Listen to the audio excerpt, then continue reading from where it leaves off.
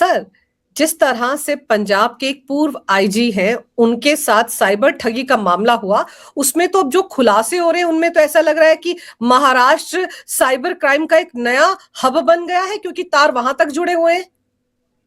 जी, सबसे पहले मैं निवेदन करना चाहूंगा कि साइबर क्राइम कोई जरूरी नहीं है कि केवल जामताड़ा, मेवात, मथुरा, बुलंदशहर और इस क्षेत्र में सीमित हो, जिसके कि अलग से डेजिग्नेटेड कुछ पॉकेट्स चिन्हित किए थे भारत सरकार ने।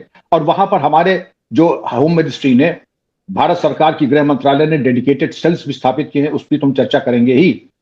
लेकिन जो अमर सिंह चाहल साहब, जो पंजाब पुलिस के सीनियर आईपीएस अफसर थे, जिन्होंने आत्महत्या तक का प्रयास किया, लेकिन बताया जाता है कि भगवान ने उनको बचा लिया, जल्दी स्वास्थ्य लाभ करें।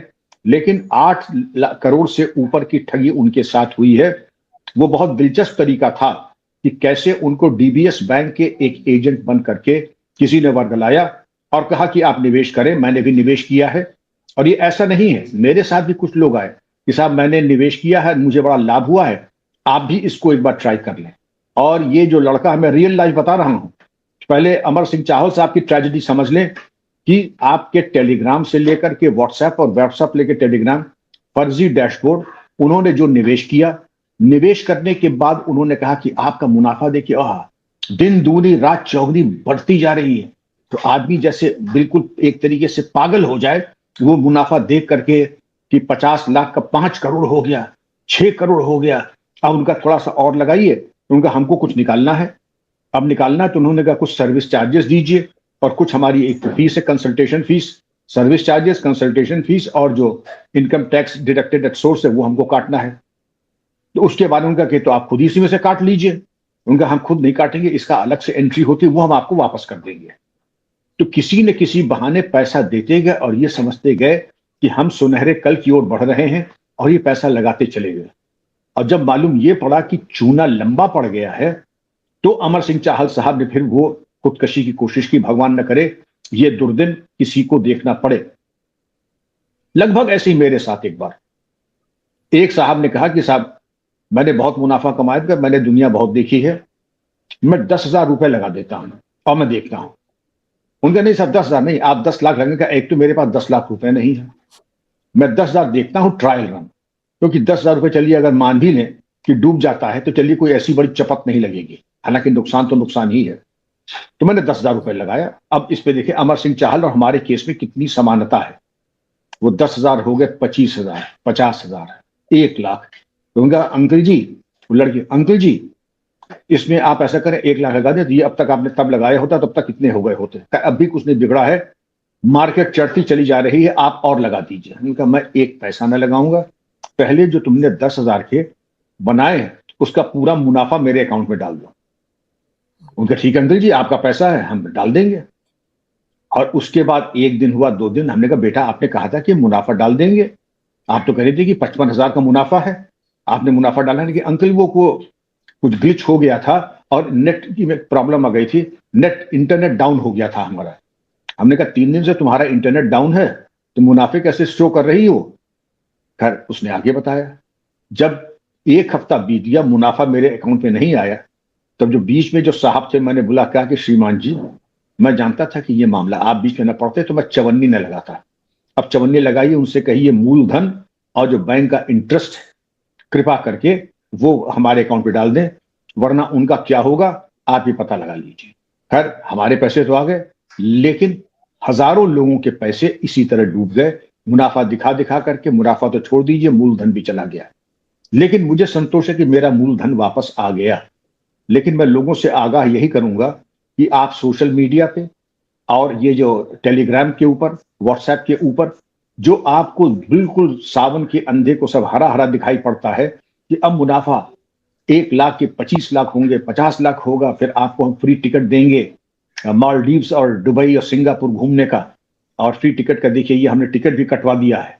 सब फर्जी, कहीं कोई टिकट विकट कुछ नहीं है। लेकिन वो 1 साल आगे का जो है, हमें लगता है कि वो डमी टिकट वगैरह बनवा करके आपके नाम का दिखा देंगे। अब उसके बाद ये कहते हैं कि आप पैसा लगाते रहिए, फिर कहिए कि इंटरनेट में ग्लिच आ गया है, इंटरनेट डाउन हो गया है, ब्रॉडबैंड नहीं चल रहा है, लेकिन आपको एक भी पैसा वापस नहीं करेंगे।